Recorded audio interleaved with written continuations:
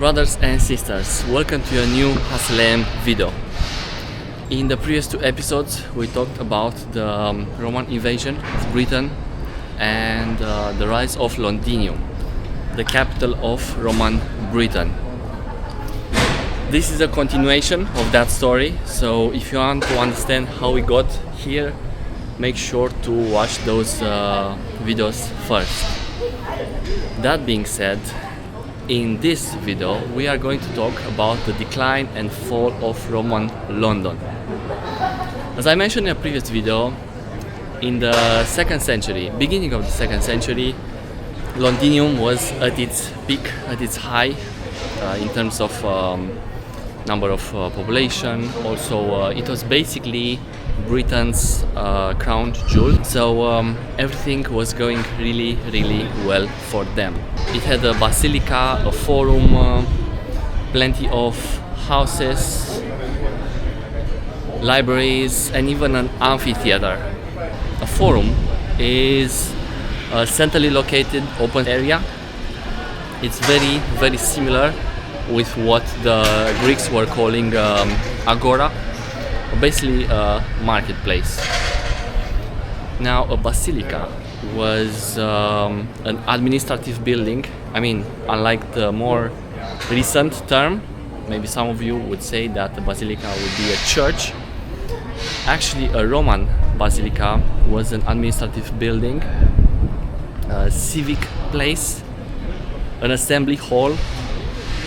And what's interesting about this basilica is that at that time it was the biggest building of its type north of Alps.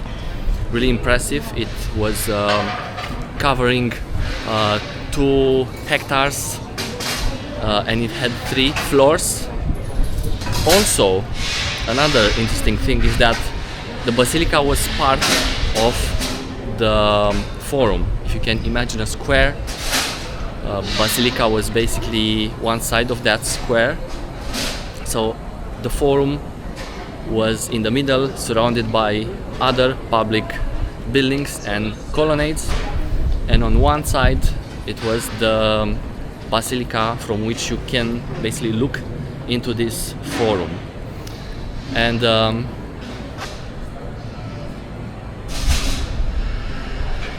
although I can't show you ruins of that basilica because there are no ruins left outside, I mean visible, there is a shop here in this market, and in the basement of that shop you can still see a very small portion of the wall from that basilica. However, the shop is closed, so I won't be able to show you that.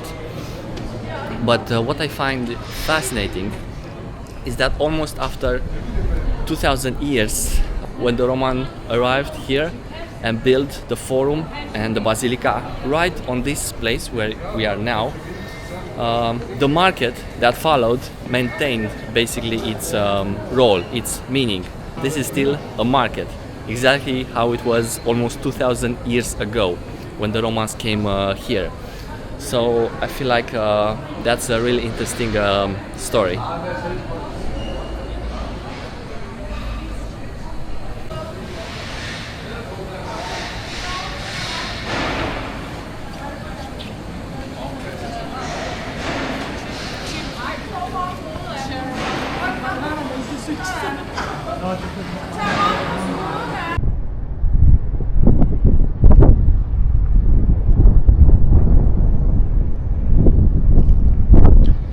When it comes about the amphitheater, the name comes from the Greek language, amphi and theater.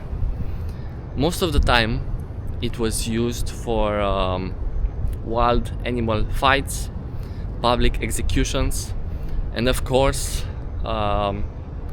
gladiator fights.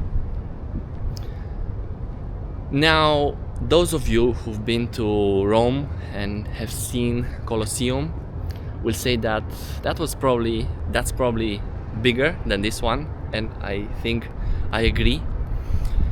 And also, there is no amphitheater here anymore nowadays. However, what's interesting is that you can still see where the wall of that amphitheater used to be.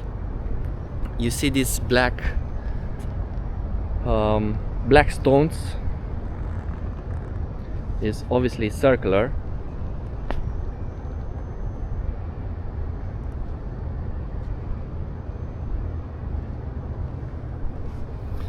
These were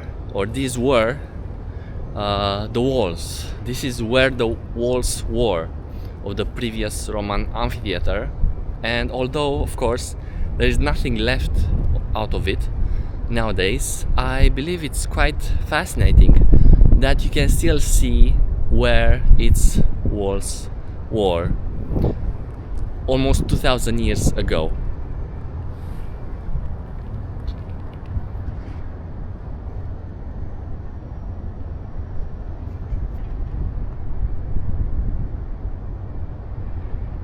At the same time, believe it or not, it is said that the town had pipes full of water and a drainage system.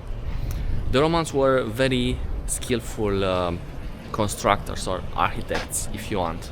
It is said that the system used by them was one with wells, springs and bucket chains in order to supply water to baths and other public areas.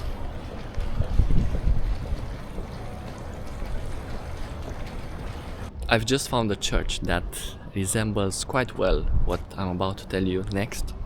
So this is why I came here. As you can see, this church is not part of the Roman heritage. However, you will understand why I choose to come here. Isn't it beautiful?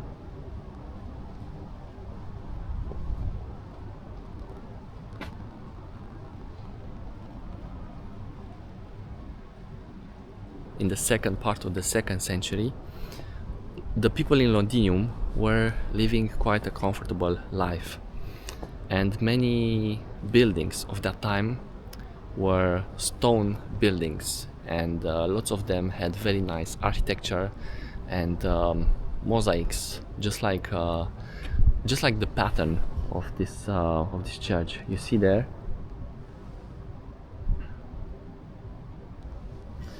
So these ones could be found on the buildings and also on the floor.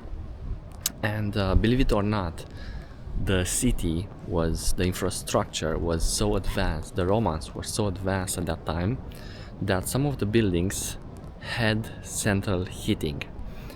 And you might wonder, how is that even possible 2000 years ago? You know, they had no electricity. How did they do that? Well, the system was called hippocaust or hippocaust. Maybe I'm not pronouncing it correctly. But it involved a subfloor. And this subfloor was used in order to warm up the whole house. Basically, they were having a basement underneath their house, and they were warming up this basement thanks to their oven. And of course, the basement had pillars, and the ceiling of that basement was basically the floor of the room above, or the rooms above. The most warmed up was the room right above that subfloor. However, also the whole house was a bit warmer than as usual. Like, you know, if you live in a house, stone building basically, that has no central heating, of course it's cold. And they were using this in order to warm up mainly that room right above, that subfloor, and more than that, also the whole house. Sometimes the city was attacked by northern invaders, by wild warriors from the north, but most of the time in the 2nd century up until now, the Roman soldiers, the military, managed to overcome these threats.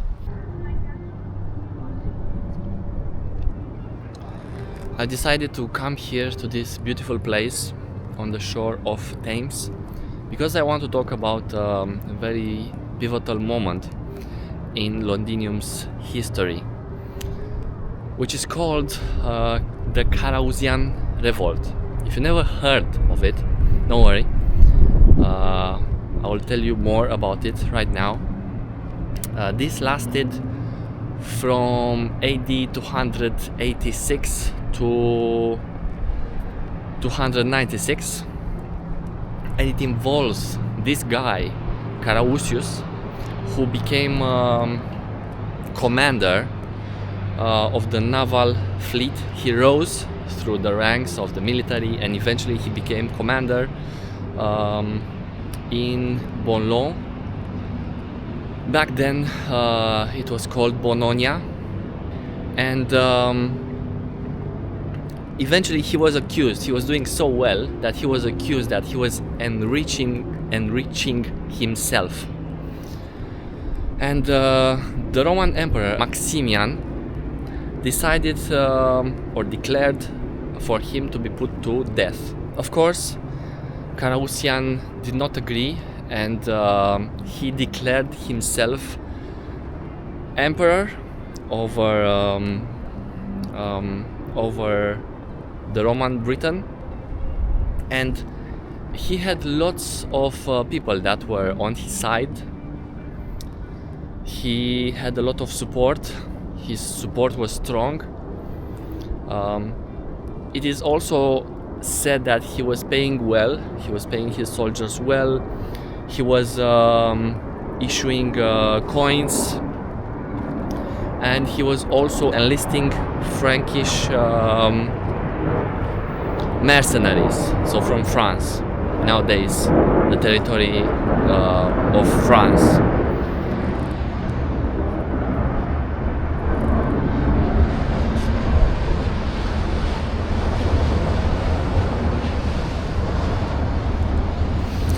I'm not sure if I mentioned, but he was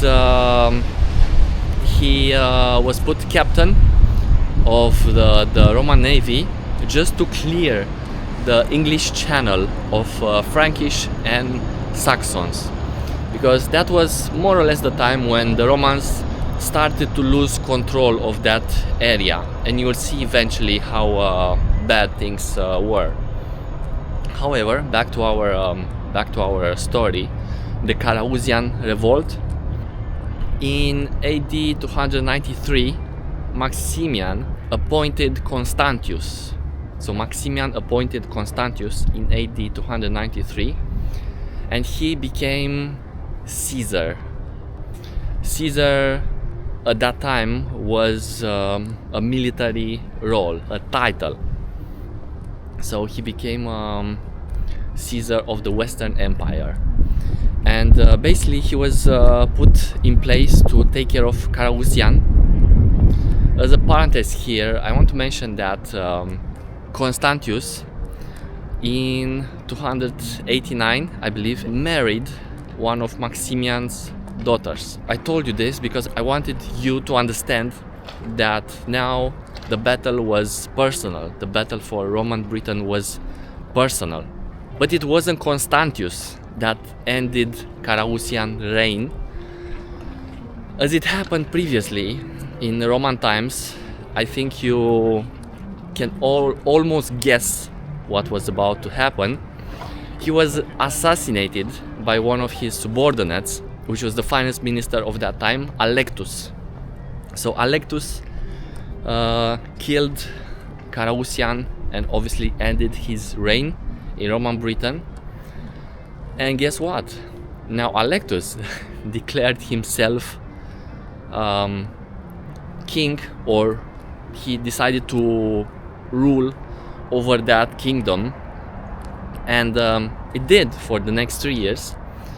However, eventually Alectus was killed as well in AD 296, and this event ended basically the Carausian revolt. So in AD 296 the Carausian revolt ended, and the Romans basically regained control of the Roman Britain. the military, together with Maximian and Constantius, regained control of Roman Britain. What a story, right? Could you imagine that in Roman times there could be so much hate for these leaders and so much backstabbing?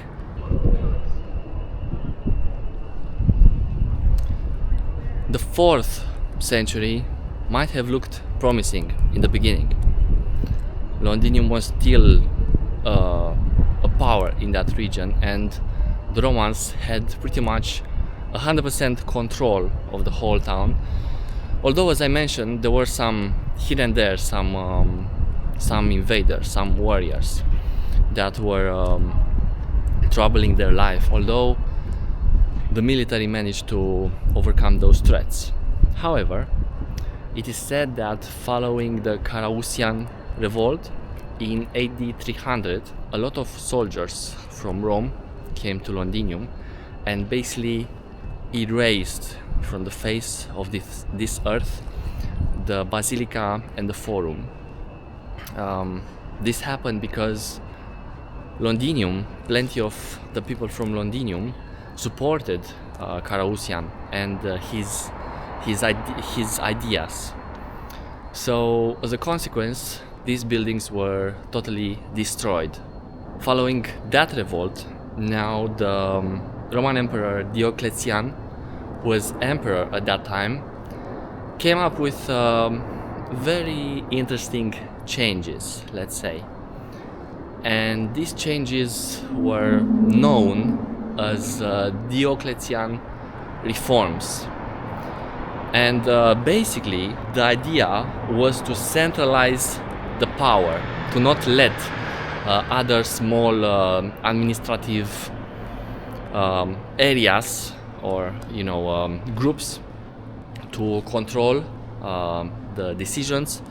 And basically this was probably the main change that Diocletian brought as a consequence to this revolt. Thanks to this, initially the Roman Empire went back to a very peaceful time for a short period of time, called Pax Romana, the famous Pax Romana.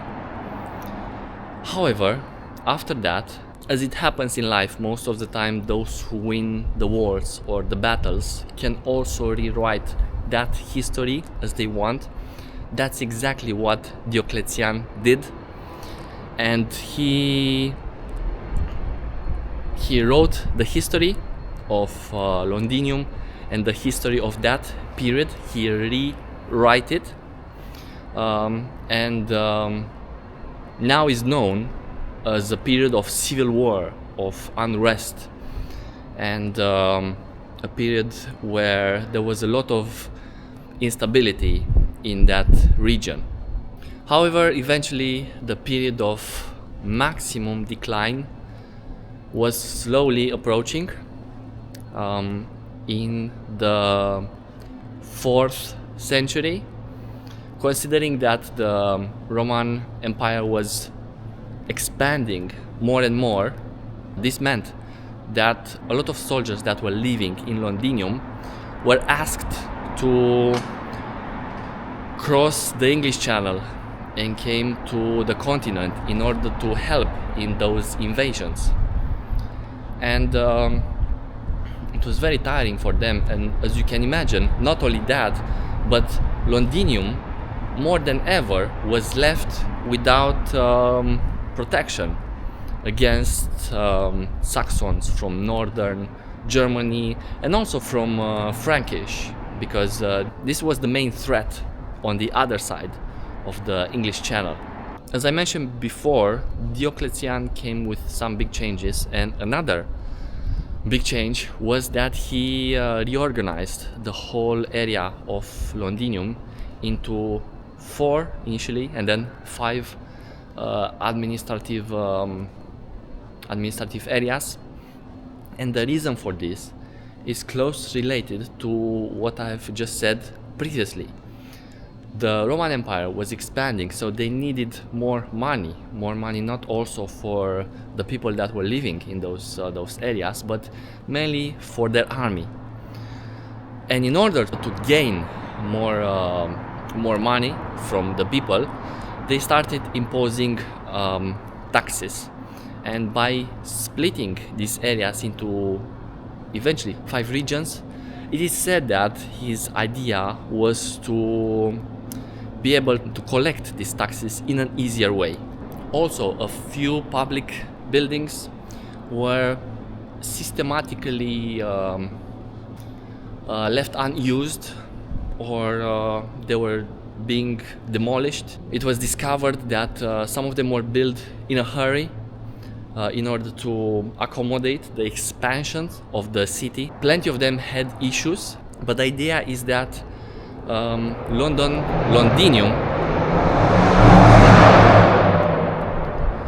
Londinium was now a different city. A lot of buildings that 100, 200 years ago were, let's say, crème de la crème, if I can use a French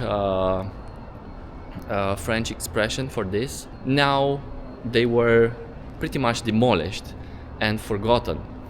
And also the population, a lot of people decided to move back on the continent. Not all, obviously, but from 60,000 people that were living there in the 2nd century, now in the 4th century, it is said that the population was maybe 2 or 3 times less than that.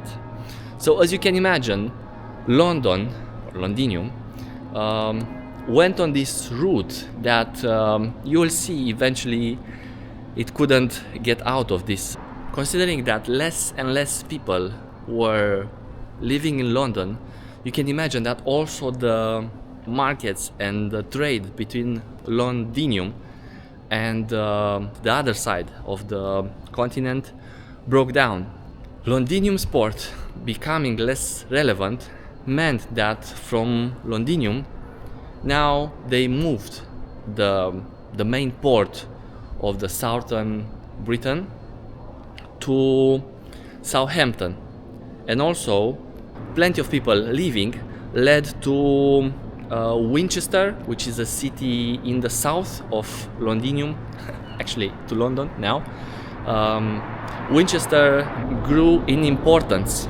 Instead of going with all these trades and all these boats and ships to Londinium, they were taking them to Southampton, and then they were trading them in Winchester, which was now basically the main market of the Roman Britain at that time in the 4th century.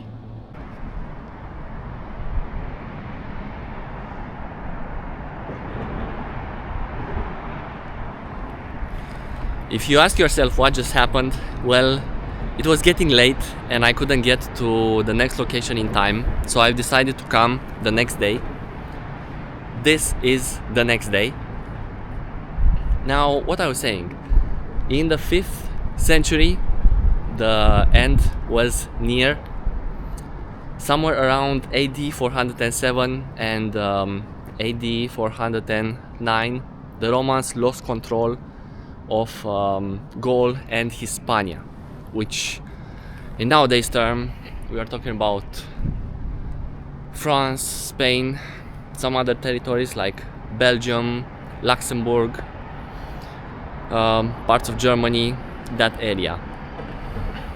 A large number of barbarians took over, and without these territories, unfortunately, the connection between Londinium and Rome broke down.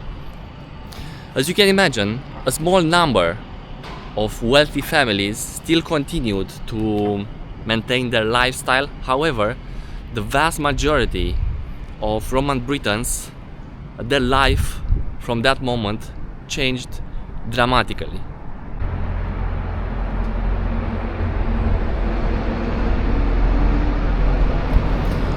In AD 410, apparently the Roman Emperor Honorius sent a famous letter to the people living here, to the Roman Britons. It's called Rescript of Honorius, and apparently he told them to defend themselves. That's because Rome couldn't help to protect anymore against potential invasions. This came after, prior to that, all the Roman soldiers were removed from the island, which led to the removal also of the Roman administration in AD 409. And if you ask me, I believe it makes sense why the Roman Emperor Honorius sent that letter to the people living here in Britain.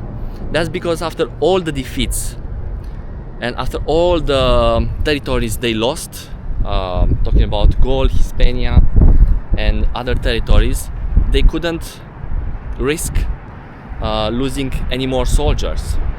And more than that, any troops left were needed to defend the continental empire, who at that time was under siege by Visigoths. With other words, Rome was under attack, and as you can imagine, the more soldiers you have, the better. But you'll see later that for them it was basically too late.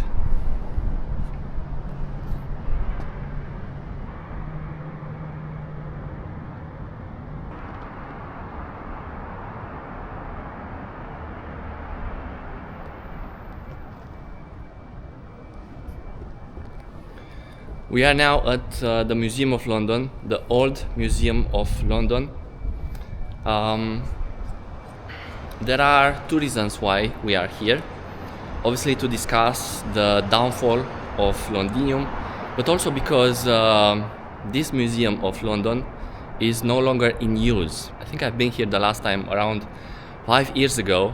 It was amazing, really amazing place where you could learn a lot about the history of London, initially Londinium and then London from the beginning up until today. And this museum is going to be open, I think, in 2026 in another place.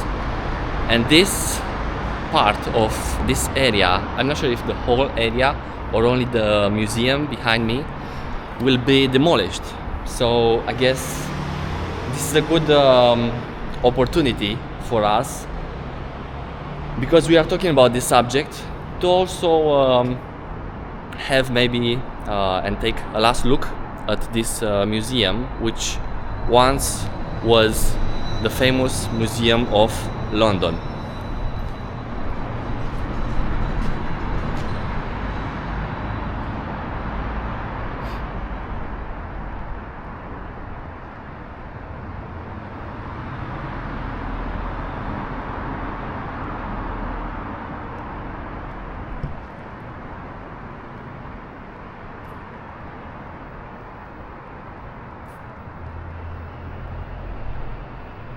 Another proof that after this year, AD 410, the Roman dominance in Britain ended, was that after this year, very few gold and silver coins were found to be minted. Subsequently, the moment when the Roman army was removed from Londinium and from this island, that was basically the end of their dominance here in this region. Starting from this point, Londinium began to be raided by different types of warriors, barbarians and Saxons, some of them that came from northern Germany. And the city was almost a ghost town now. Urban life fell apart. There was no standing army, and the whole economy collapsed. What started as a settlement in AD 43 and later began to be built into becoming the capital of the Roman Britain, eventually ending as one of the biggest cities in the region, now was more or less empty and with a lot of buildings destroyed, burnt down, and the whole area looked completely different. Well, this is only one story. This is just a narrative. However, I want to tell you that there is another story that moves this timeline of ending the Roman dominance in Britain slightly later.